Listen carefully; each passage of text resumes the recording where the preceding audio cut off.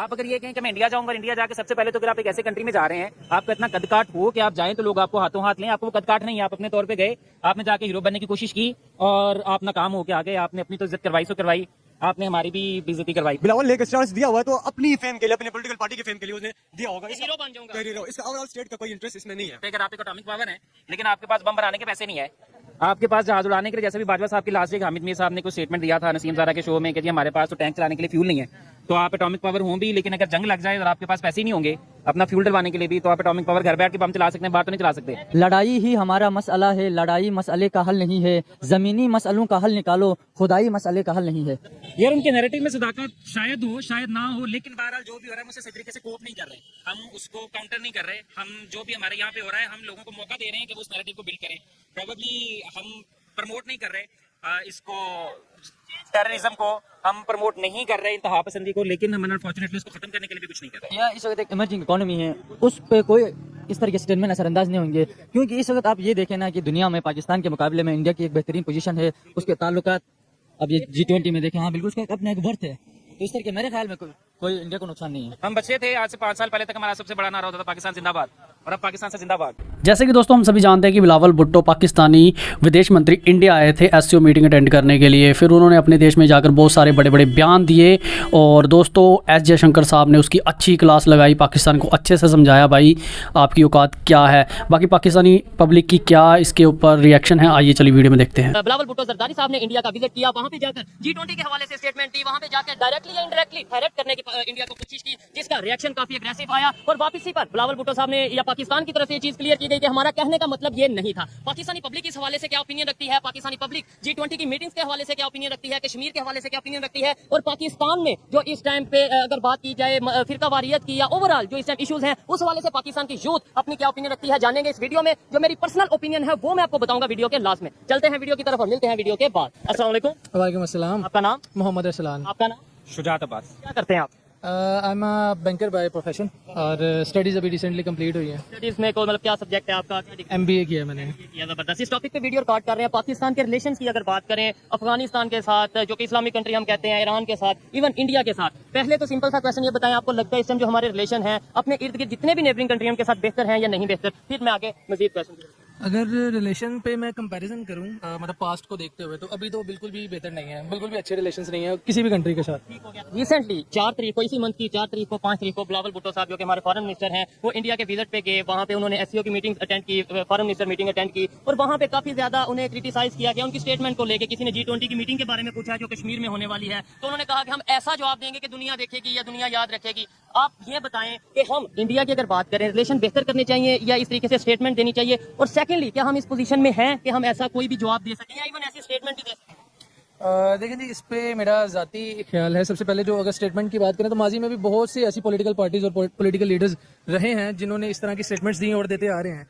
और जिस तरह की अभी हमारी करंट इकोनॉमिकल सिचुएशन चल रही है, हम डिफॉल्ट की तरफ जा रहे हैं, बल्कि ये कहना भी गलत नहीं होगा कि ऑलमोस्ट डिफॉल्ट कर चुके हैं, तो बिल्कुल भी इस तरह की स्टेटमेंट तो नहीं देनी चाहिए, बिल्कुल नहीं देनी चाहिए। बल्कि हमें इस वक्त बेहतर सिचुएशन की तरफ आने के लिए कोई ना कोई स्ट्रेटेजिकल प्लान्स, कोई हमें एग्जैक्टली पॉलिसी के अलावा ना सारी चीज मैटर करती है कि आप इकोनॉमिकली कहाँ खड़े हैं। ये तो आप देखें घरों में या फैमिलीज में भी ऐसा होता है कि अगर एक घर में सपोज 4 लोग रहते हैं और 2 लोग फाइनेंशियली तौर पे बहुत अच्छे हैं, 2 लोग अच्छे नहीं है, तो ताल्लुकात उन्हीं के अच्छे होते हैं जो फाइनेंशियल तौर पे अच्छे होते हैं। जहाँ पे लीडर्स या जहाँ पे बहुत ज्यादा 14, 15, 20 लोग करोड़ लोगों का मैटर कर रहा होता है, तो वहाँ पे ये नहीं होता कि कोई किसी को इतना अच्छा लगता है। बेसिक बात होती है कौन किससे क्या गेन कर रहा है। दुनिया की मार्केट है, चाइना हमसे तब तक गेन कर रहा है, तब तक हमारे साथ है जब तक पाकिस्तान उसकी सारी चीजें परचेज कर रहा है, उसको इकोनॉमिकली हम लोग फायदा दे रहे हैं। अगर हम इकोनॉमिकली बहुत बेहतर हो जाएंगे, स्टेबल हो जाएंगे, इंडिया जितनी हमारी मार्केट हो जाएगी, हम दुनिया को उतना फायदा दे रहे होंगे, हमारे ताल्लुकात भी सबके साथ अच्छे होंगे। अदरवाइज अफगानिस्तान के भी हमारे साथ, हमें तो दुनिया में कोई मुल्क भी संजीदा लेदार नहीं और हमारे साथ राजी नहीं है। सो एवरीथिंग सब कुछ मैटर करते हैं इकोनॉमी पे। हमारी इकोनॉमी अच्छी है तो सब अच्छा है। यही चीज है। ये देखें जो यूथ है, पाकिस्तान के एजुकेटेड लोग हैं, वो यही चाहते हैं कि हमें सबसे पहले फोकस करना है अपनी इकोनॉमी के ऊपर, अपने ऊपर फोकस करना है, बजाय बड़ी बड़ी। अच्छा, ये जो हम बड़ी बड़ी स्टेटमेंट दे देते हैं, इवन धमकियां दे देते हैं कि हम एक एटॉमिक पावर है, 1 सेकंड में ये कर देंगे, 10 सेकंड में वो कर देंगे। जिन लोगों को हम धमकियां देते हैं, क्या वो एटॉमिक पावर नहीं है और उनकी इकोनॉमी हमारे से कई गुना ऊपर है? यार क्या कहें, एटॉमिक पावर है, समटाइम्स आपको अपनी ये चीज भी रखनी पड़ती है। और चूंकि अगर आपके पास ये नहीं होता तो प्रोबेबली हमारे हालात अब 2-3 कंट्रीज ऐसे हैं, एक सऊदीया है, एक ईरान है, एक पाकिस्तान है शायद, जिनको ऐसा कोई थ्रेट नहीं है। और थ्रेट हो भी तो लोग इस तरह नहीं करते, चूंकि आप एक एटॉमिक पावर है। एटॉमिक पावर का बेनिफिट है, बहुत ज्यादा बेनिफिट है, लेकिन एटॉमिक पावर की वजह से शायद हम लोग उतना एक्सेल नहीं कर सके जितना हमें करना चाहिए था। प्रोबेबली हमारी इकोनॉमी बेहतर होती तो हमें ये धमकियां देने की जरूरत ही पेश नहीं आती। हमें रिलेशन बेहतर करने की बात करते हैं। बेहतर होते तो हमें ये चीजें बेहतर करनी है, लेकिन बहरहाल अब हमें एटॉमिक पावर है तो है। हमें फख्र है इस चीज पे, लेकिन अल्टीमेटली सारी चीज ये है कि अगर आपकी इकोनॉमी अच्छी है तो आपकी एटॉमिक पावर आप अपने आप में एक्सेल कर सकते हैं। अगर आपकी एटॉमिक पावर है लेकिन आपके पास बम बनाने के पैसे नहीं है, आपके पास जहाज उड़ाने के लिए, जैसे भी बाजवा साहब की लास्ट एक हामिद मियां साहब ने कुछ स्टेटमेंट दिया था नसीम ज़ारा के शो में कि जी हमारे पास तो टैंक चलाने के लिए फ्यूल नहीं है, तो आप एटॉमिक पावर हो भी, लेकिन अगर जंग लग जाए और आपके पास पैसे नहीं होंगे अपना फ्यूल डलवाने के लिए भी, तो आप एटॉमिक पावर घर बैठ के बम चला सकते हैं, बाहर तो नहीं चला सकते। वो तो अभी इस टाइम अगर जंग होगी या हो रही है, वो तो इकोनॉमी की जंग हो रही है, हम ये सुन। अभी जो शिदात भाई ने कहा बिल्कुल मैं 100% एग्री करूंगा इनके साथ। अभी बेसिकली हमारी जो पॉलिटिकल सिचुएशन है, जो इस वक्त इंस्टेबिलिटी है पॉलिटिकली स्पेशली, और हालात बुरे से बुरे होते जा रहे हैं, तो बजाय इसके कि हम इस तरह की चीजें करें जिससे मजीद हालात बुरे हों, बेहतरी की तरफ ना आए, तो हमें पॉजिटिव एटीट्यूड रखना चाहिए और वही के बेहतर पॉलिसीज बनाएं ताकि हम डिफॉल्ट की तरफ जाने के बजाय बेहतरी की तरफ आए। पॉलिटिकल स्टेबिलिटी होगी तो सब कुछ बेहतर होगा। अगर आपकी कंट्री में पॉलिटिकल स्टेबिलिटी नहीं है और एक्सपीरियंस चलते रहेंगे, कभी प्रोजेक्ट इमरान खान, प्रोजेक्ट नवाज शरीफ, ऐसे करके अगर आप ऐसे यूज करते रहेंगे तो पॉलिटिकल स्टेबिलिटी नहीं आएगी। और पॉलिटिकल स्टेबिलिटी होगी तो सरमायाकारी आएगी, तो लोग आपके मुल्क में आएंगे। पॉलिटिकल स्टेबिलिटी नहीं होगी तो कोई आपके साथ रिलेशनशिप नहीं रखेगा। लेकिन अगर बिलावल भुट्टो साहब इंडिया गए हैं और उनके किसी वजीर खारजा के साथ एक बड़ी अच्छी टर्म्स बन जाते हैं, एंड उनको भी ये पता नहीं है कि अगले 6 महीने में बिलावल भुट्टो साहब वजीर खारजा होंगे या नहीं होंगे। मतलब दुनिया में किसी को आइडिया नहीं है कि अगले 6 महीने में, 4 महीने में आपके साथ क्या हो सकता है, पावर में कौन होगा, एवरीवन नोज के पावर में कौन है। सो पॉलिटिकल स्टेबिलिटी होगी, इदारे अपनी अपनी दूर में रह के काम करेंगे, अकाउंटेबिलिटी होगी तो सब कुछ बेहतर होगा। ये बड़ी ऑथेंटिक बात है कि देखें, जब तक लेट्स सपोज अगर हम इंडिया के विजिट पे गए, बिलावल भुट्टो साहब वहां पे गए, कोई डील हो भी जाती या करने की कोई बात भी होती, इंडिया वाले सोचते भी तो वो ये जरूर सोचते कि ये शायद 2 दिन के लिए फॉरेन मिनिस्टर हैं या 10 दिन के लिए, 10 मंथ के लिए फॉरेन मिनिस्टर हैं, और सेकंडली ये 10 साल के लिए भी रहे, तो इनके पीछे जो इन्हें हैंडल कर रहे हैं, जो अदारे इन्हें चला रहे हैं, इंटरनेशनल पावर्स हैं या फिर हमारी नेशनल पावर्स हैं, हमें डायरेक्ट उनसे डील करनी चाहिए बजाय ये डमी जो हमारे मिनिस्टर्स रहते हैं। आप इस बात से एग्री करते हैं? Totally agree. हमारा पॉइंट ऑफ व्यू भी ये है कि अगर हर किसी को अपनी डोमेन में रह के काम करना चाहिए, और पॉलिटिकल स्टेबिलिटी में जो भी एक पार्टी आएगी उसको अपनी टर्म कम से कम 5 साल के लिए हो, वो अपनी फॉरेन मिनिस्ट्री चलाएं, उनके अपने व्यूज हों, उसके बाद फिर देखें let's see what happens. Otherwise हमने 75 साल में 77 साल में, क्योंकि हम जिस फेज से गुजर रहे हैं, वी वर टोल्ड कि यूथ सबसे ज्यादा पाकिस्तान में यूथ आएगी, और अगले 10-20 साल में इस वक्त यूथ का हम बच्चे थे, आज से 5 साल पहले तक हमारा सबसे बड़ा नारा होता था पाकिस्तान जिंदाबाद, और अब पाकिस्तान से जिंदाबाद। इसी पे बात करते हैं, हमें कहा ही जाता है कि पाकिस्तान में मेजोरिटी यूथ की है, ऑलमोस्ट 53% आई थिंक इसके अराउंड है, ठीक है। लेकिन अभी रिपोर्ट ये आई है कि 8.5 से 9 लाख के करीब जो हमारी यूथ है, जो हमारे बैचलर्स हैं, वो ब्रेन ड्रेन हुआ है, मतलब यहाँ से पढ़े लिखे लोग बाहर चले गए हैं। तो यहाँ पे तो वही पुराने दिमाग और पुरानी सोच रहेगी, तो ऐसे तो चेंज नहीं आएगा यार। चेंज लाने के लिए ना, चेंज आएगा ग्रास रूट लेवल से। चेंज आएगा जब आपके अगेन सारे इदारे चेंज होंगे। और आप देखिए सबसे बड़ी चीज कि आपके जितने लोग यहाँ पे सीएसएस करते हैं, एक फैमिली में देखते हैं, ये चीज वैसे देखने को बड़ी अच्छी लगती है सुनने को, एक घर है, एक घर की 6 बेटियों ने या 6 बेटों ने सीएसएस कर लिया। अच्छा, ऐसे उन 6 लोगों में क्या है कि वही 6 लोग कर सकते हैं और बाकी जो 1000, 10,000, 20,000 लोग हैं वो नहीं कर सकते। वाई इज दिस सो कि एक ब्रिगेडियर का बेटा है तो वही ब्रिगेडियर बन सकता है, एक जज साहब का बेटा है तो वही जज बन सकता है, और लोगों में कैपेबिलिटीज नहीं है। सबसे बड़ा जो इशू है ना, हमारा सिस्टम वो सपोर्ट कर रहा होता है उन लोगों को जो सिस्टम के आलाकार सिस्टम को सिस्टम के अंदर होते हैं। Exactly, this is so system जब तक ग्रास रूट लेवल से चेंज नहीं होगा तब तक चीजें चेंज नहीं होंगी। ग्रास रूट लेवल से चेंजिंग का मतलब ये है पॉलिटिकल एफिलिएशन असाइड, कि जब हमारी बात हुई कि हम गवर्नमेंट इदारों में, गवर्नमेंट स्कूलों में और प्राइवेट स्कूलों में एक ही सिलेबस लाएंगे, चीजें वहां से स्टार्ट होंगी। व्हाट डू यू थिंक, अगर आप पंजाबी यूनिवर्सिटी में पढ़ रहे हैं और मेरे पास लम्स की डिग्री होगी तो प्रेफरेबल लम्स वाला होगा, पंजाबी यूनिवर्सिटी वाला नहीं होगा। पंजाबी यूनिवर्सिटी वाला पर्सन चाहे कैपेबल ज्यादा हो, लेकिन बिकॉज उसके पास वो सूटेड बूटेड चीजें नहीं है, उसके पास रेफरेंस नहीं है, सो हमारे ग्रास रूट लेवल से चेंज होगा। यही लोग पॉलिटिकली चेंज आएंगे, पॉलिटिकल स्टेबिलिटी होगी, ये चीजें सबसे पहले जिस ग्रास रूट लेवल से चेंजिंग होगी तो कुछ चेंज होगा। अदरवाइज ऐसे हमने अपनी आधी उम्र गुजार ली है, आप लोगों ने गुजार लिया, हमारी आगे वाली नस्लें भी ऐसी गुजारेंगी। उन्होंने स्टेटमेंट दी है, लास्ट में बस ये पूछूंगा जो स्टेटमेंट आपको बताया, और यहाँ पाकिस्तान में आके उन्होंने उसकी फिर जस्टिफिकेशन ऐसे दिया कि मेरा कहने का मतलब ये नहीं था, ये कोई धमकी नहीं थी, हम कहना कुछ और चाहते थे लेकिन कुछ और समझ आई। क्या इतने बड़े लेवल पे ऐसा हो सकता है कि मैं आपको कोई बात कहना चाहूँ और वो आप कुछ और समझे? डेफिनेटली आपको नहीं लगता कि कुछ ना कुछ हमने ऐसा हीरो बनने की कोशिश की कि पाकिस्तान में मैं आऊंगा तो पता चलेगा कि जी बिलावल भुट्टो साहब इंडिया में जाके ललकार के आगे वहां पे ये चीजें, मतलब हमारे यहाँ पे कंसेप्ट है यार। अगर ललकारने की बात है, इंडियंस कभी पाकिस्तान नहीं आए जब तक लास्ट टाइम मोदी साहब आए थे, मियां साहब के उसके बाद से नहीं आए, या पॉलिटिकली तौर पे वो नहीं आए, लेकिन वो अपना ललकार रहे हैं, ललकारने के बाद दुनिया उनको सुन रही है। जब उन्होंने बालाकोट स्ट्राइक किया और वी वर टोल्ड कि नहीं किया गया होगा, खान साहब ने कहा, बाजवा साहब ने कहा, लेकिन दुनिया ने उनका नैरेटिव परचेज किया कि उन्होंने बालाकोट का स्ट्राइक किया था।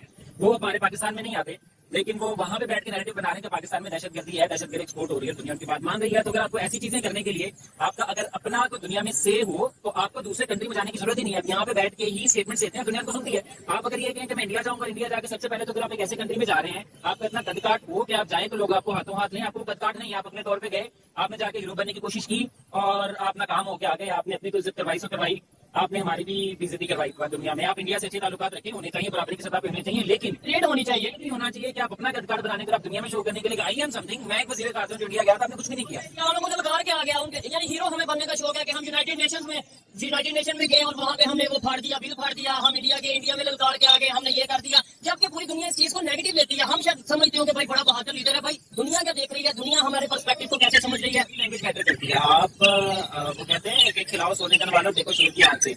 अगर आप में वो कैपेबिलिटी हो कि आप बात करें, लोग उसको बाय करें, आपको इंडिया रहने की जरूरत नहीं है, ऐसी धमकियां लगाने की जरूरत नहीं है।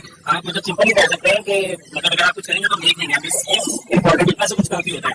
आपने ये बात की कि इंडिया वाले वहां भी बैठ के पूरी दुनिया को बुला के दे रहे हैं कि जी पाकिस्तान टेररिस्ट को प्रमोट कर रहा है, पाकिस्तान में टेररिस्ट ग्रुप मौजूद है। तो यूनाइटेड नेशंस की रिपोर्ट के मुताबिक पाकिस्तान में क्या टेररिस्ट ग्रुप मौजूद नहीं है। क्या आपके पाकिस्तानी जो पब्लिक है, पाकिस्तानी एजुकेटेड यूथ है, उसके मुताबिक पाकिस्तान में टेररिज्म इसके मौजूद है या नहीं? यार पाकिस्तान में टेररिज्म है, टेररिज्म बड़े ग्रासरूट लेवल पे। सबसे बड़ी ग्रासरूट लेवल पे ये देखें कि आप महीना 3 माह पहले जो आपको बात बताता हूँ, हम मुजफ्फरपुरा के एरिया में रहते हैं। मेरे मामू की डेथ हुई और उनका नाम था सैयद अब्दुल साहब। वो जिस महल्ले में रहते हैं, जिस महल्ले में मसाजिद में नमाजें पढ़ते थे, बच्चे वहाँ पे गए उनका ऐलान करवाने के लिए कि आप ऐलान करने की उनकी डेथ हो गई है। इमाम साहब ने नाम सुन के ऐलान करने से इनकार कर दिया। ऐलान करने से कह दिया कि उनका हमारे फिक्र से ताल्लुक नहीं है, वो शायद अगर चलिए उसमें तुम्हें काम नहीं करेंगे, ऐलान नहीं करेंगे, उन्हें इनकार कर दिया। अच्छा, उसके ऊपर फिर उनसे बच्चों ने थोड़ा सा वीडियो बना रहा फेसबुक पे लगा ली। उसके ऊपर वो मौलवी साहब है, और ये मैं आपको लिखते मेरे पास इसकी वीडियोस पड़ी हुई है, पूरा केस है।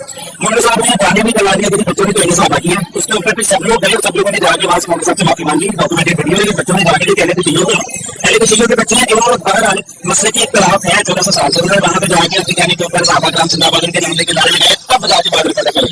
अभी 2-3 दिन पहले मैदान में जो खेती के वाक्य हुआ, प्रोड्यूसर के पैसे ने कहा कि मैं उसकी इसका इज्जत करता हूँ और उसको मार दिया। ये दहशतगर्दी की दो छोटे छोटे एग्जाम्पल है। अच्छा, इसके बाद आया क्या है कि आपने स्टेट ने कहा किया, स्टेट ने ठीक है, स्टेट इस चीज से करती है कि आप किसी एक तरीके को बाहर डालेंगे। अब इस वक्त तुम्हारी पाकिस्तान का पॉलिटिकल पाकिस्तान के अंदर गेम क्या है, इस वक्त सिर्फ एक जैसी पार्टी लीडर है जिसको हमने खुद बनाया, हमने बनाया था कि जब मैं दिल करता हूँ उसको ढालेंगे, एचआईडी की साइड क्या है वो नहीं हो सकता। तो हम इसको संभाल, क्योंकि ये मेरी सूट करती है अपने मुतासिब के लिए, मैं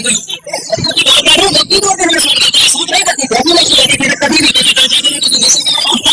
लेकिन वक्ती तौर पर 2 दिन के बाद देखते हैं ऐसे ग्रुप बनाते हैं और फिर 200 साल उसको हमें भुगतना पड़ता है।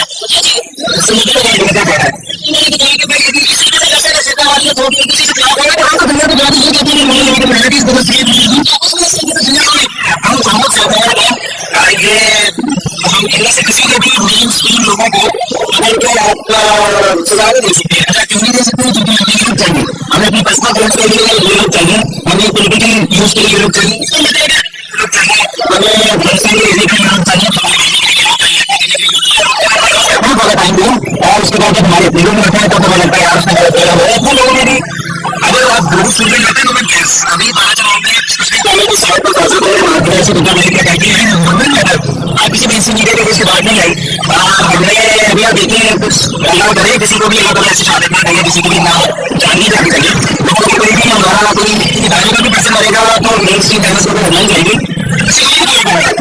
मैं नजर ये मतलब जो आपने कहेंगे नमन मुद्दे हमें पढ़ने जाएगा बताओ हमें शहीद हो जाएगा इनको मुलायम करके छोड़ो तो ये ना जाएगा जिसका ये मौका है हमारे ऊपर टाइम डाल दिया जाएगा। लेकिन इनकी जरूरत है कि हमें कोई बात नहीं करने की जरूरत है। पाकिस्तान की बेहतरी के लिए ये नहीं बेहतरी है, इनकी बेहतरी में होटल की बात करें पाकिस्तान के दुख के साथ, पाकिस्तान के लिए इनकी मोहब्बत है, चेंज कहते हैं इसलिए बात करें, मैं बात करूँ पाकिस्तान में चेंज चाहता हूँ। हम ये भी बात करते हैं कि महाराष्ट्र में हो गया, बर्मा में हो गया, कश्मीर में हो गया, पाकिस्तान में क्या हो रहा है, पाकिस्तान में क्या है, में लाहौर में क्या हो रहा है, ये चीजें हमें देखने की जरूरत है। करने की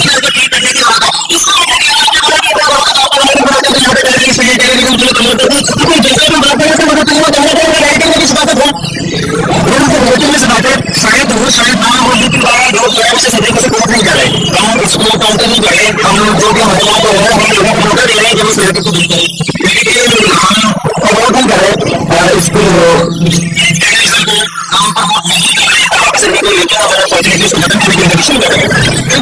बड़ी इंटरेस्टिंग अच्छी कही और बहुत ऐसी बातों की डिस्कशन की जिनको आम बातों से बोलने से ही डरता है। पाकिस्तान से पाकिस्तान जिंदाबाद को मारो जाते रहेंगे, वो मैं अपने दिल को कुछ कर सकता हूँ, लेकिन पाकिस्तान कोई उसके लिए मेरे कुछ उसके लिए नहीं होगा।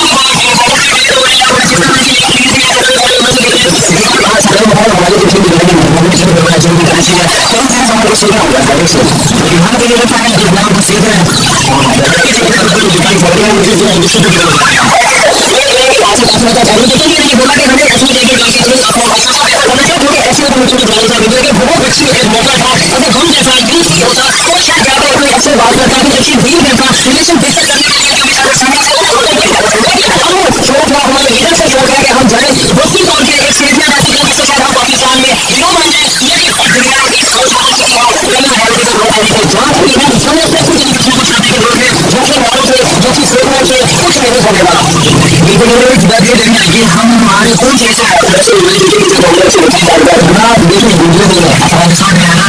बस अब ये अरब यही है कि क्यों करना